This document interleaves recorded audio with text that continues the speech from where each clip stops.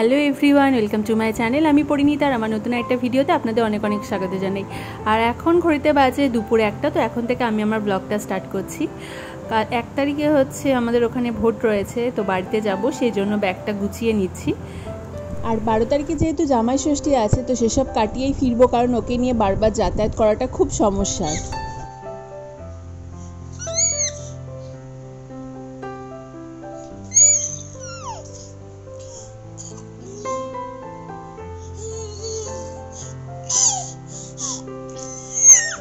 সোনাইয়ের doctor বলেছেন বাচ্চাদেরকে ফলের রস খাওয়ানো অকাজের। এই কথাটা তিনি এই কারণেই বলেছেন যে যখন আমরা বাচ্চাদেরকে ফলের রস করে দিই, তখন কিন্তু সেই ফলের পুরো পুষ্টিগুণটা কিন্তু বাচ্চা পায় না, শুধু রসটুকু পাচ্ছে, বাকি অংশটা কিন্তু আমাদের ফেলেই দিতে হয়। তো সেই কারণে ডাক্তার বারণ করে যে বাচ্চাদেরকে ফলের রস না দিয়ে যেসব ফলগুলো শাঁসালো ফল, সেই ফলগুলো দেওয়ার, যেমন কলা হোক, সবেদা হোক, আম হোক, মানে যেই ফলটা বাচ্চা পুরোপুরি পাচ্ছে, বা আপেল হোক, নাশপাতি হোক, পেঁপে হোক, তো এই ধরনের ফলগুলো বাচ্চাকে দিতে বলেন। তো আমি দেখবেন বেশিরভাগ সময় কিন্তু ওকে এইসব শাঁসালো ফলগুলোই দিয়ে থাকি।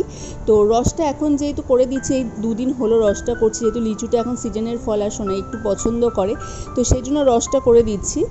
তো বাকি টাইমটা কিন্তু ওকে আমি ওই ফলগুলোই দিয়ে থাকি যেটাতে পুরো পুষ্টিগুণটা সোনাই পায়।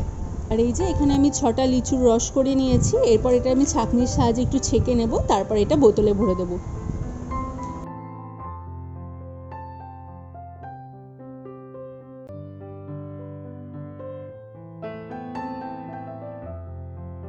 সোনাই অন্নপ্রাশনে অনেকগুলো রূপোর চেন পেয়েছিল, তার মধ্যে থেকে আমি কিছু চেন বেছে নিয়েছি। এগুলো দিয়ে ওর একটা হাতের চুড়ি বা পায়ের তোড়া যেটা হবে সেটা নেব। ও চুড়ি পেয়েছে 3টে, কিন্তু সেগুলো সব নাজরানা দেওয়া, নাজরানা যেরকম হয় সেরকম। তো আমি আর মামুনি আর সোনাইকে নিয়ে চলে এসেছি সোনার দোকানে।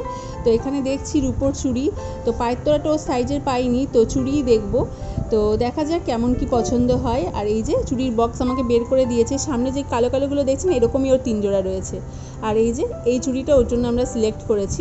আর যতগুলো চেন নিয়ে গেছিলাম ততগুলো তো লাগেইনি, প্লাস হচ্ছে আরও রূপো রয়েই গেছে, তো রেখে এসেছি। আরও ওর জন্য একটা পায়ের তোড়া নেবো, সেটা বলে দিয়ে এসেছি, ওর সাইজের পাইনি বলে। আর এই যে সোনাইকে হাতেও পরিয়ে দিয়েছি।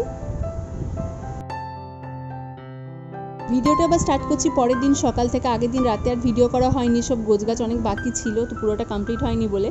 আর এই যে সোনাই রেডি হয়ে গেছে। সোনাই কি পরেছে দেখুন, একটা কাফতান পরেছে, সাথে একটা পাটিয়ালি প্যান্ট দিয়ে। তো কেমন লাগছে আমার পুচকুটাকে আপনারা কিন্তু কমেন্টে অবশ্যই জানাবেন। আমি দুটো ছুটিও বেঁধে দিয়েছি সন্টুটাকে। আর আজকে সকাল থেকেই বৃষ্টি হচ্ছে। আমরা বেরিয়ে পড়েছি, আমি, ওর বাবা, সোনাই আর ওর দাদাই যাচ্ছে। আমাদের গাড়িতেই যাচ্ছি। প্রথমে ভেবেছিলাম গাড়িতে যাব না, অন্যভাবে যাব, তো কিন্তু বাইরে এত বৃষ্টির ওয়েদার, এত বাজে ওয়েদার, তো বাচ্চাকে নিয়ে অন্যভাবে যাওয়াটা পসিবল নয়, তো সেই জন্য গাড়িতেই যাচ্ছি। আর রাস্তার অবস্থা দেখুন, ভালোই জোরে বৃষ্টি হচ্ছে। আজকে সারাদিন নাকি বৃষ্টি হওয়ার চান্স আছে।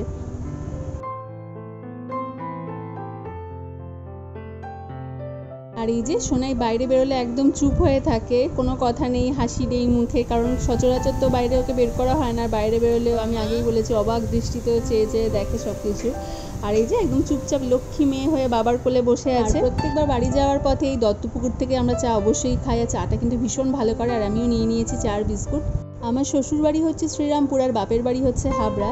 আর এই যে অনেকক্ষণ পর সোনাইয়ের মুখে হাসি ফুটেছে। আর এই যে বাড়িতে চলে এসেছি, এদিকে মা দেখছি চিকেন রান্না করছে।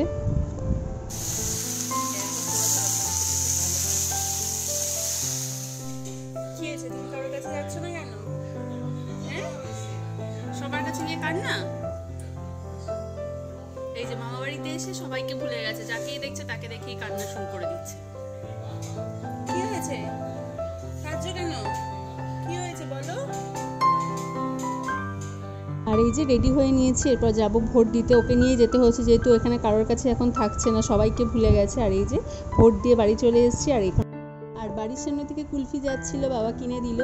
তো এখন কুলফিটা খেতে থাকি। আর ভিডিওটা তাহলে এখানেই শেষ করছি। ভিডিওটা কেমন লাগলো কমেন্টে অবশ্যই জানাবেন। যদি ভালো লেগে থাকে তাহলে একটা লাইক করে দেবেন এবং চ্যানেলটা সাবস্ক্রাইব করে দেবেন। দেখা হচ্ছে পরের ব্লগে।